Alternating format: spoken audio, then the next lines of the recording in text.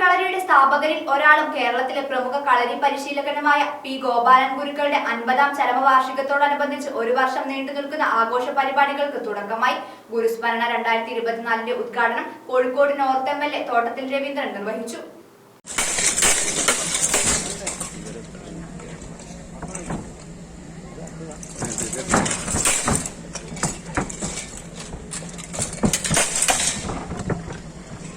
CVN കളരിയുടെ സ്ഥാപകരിൽ ഒരാളും കേരളത്തിലെ പ്രമുഖ കളരി പരിശീലകനും പ്രചാരകനുമായ പി ഗോപാലൻ ഗുരുക്കളുടെ 50ാം വാർഷികാഘോഷത്തോടനുബന്ധിച്ച് ഒരു വർഷം നീണ്ടു നിൽക്കുന്ന ആഘോഷ പരിപാടികളായ ഗുരുസ്മരണ 2024 ഉദ്ഘാടനം നടന്നു.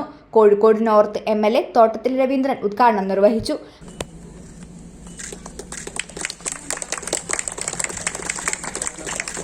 നമുക്ക് മർമ്മ ചികിത്സ ഒരു കാലഘട്ടത്തിൽ ഞാൻ ഓർക്കുന്നു.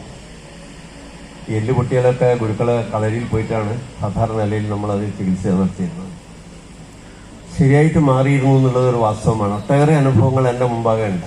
ഭാരതത്തിന്റെ തനത് ആയോധന കലയായ കളരിപ്പയറ്റിന്റെ ആദ്യകാല ഗുരുക്കന്മാരിൽ പ്രമുഖരായിരുന്ന CV നാരായണൻ നായരുടെ പ്രഥമ ശിഷ്യന്മാരിലൊരാളായിരുന്നു പി ഗോപാലൻ ഗുരുക്കൾ.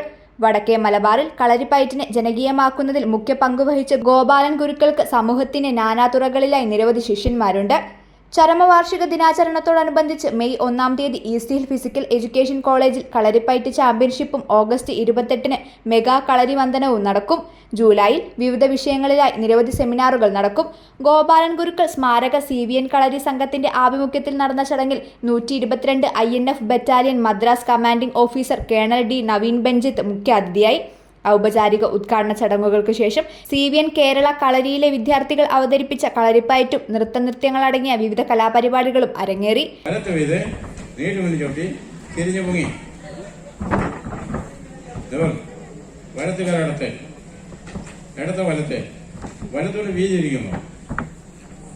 ഒക്ടോബർ 20-ന് കാരപ്പറമ്പ് സ്കൂളിൽ ആഘോഷ പരിപാടികളുടെ സമാപനം നടക്കും.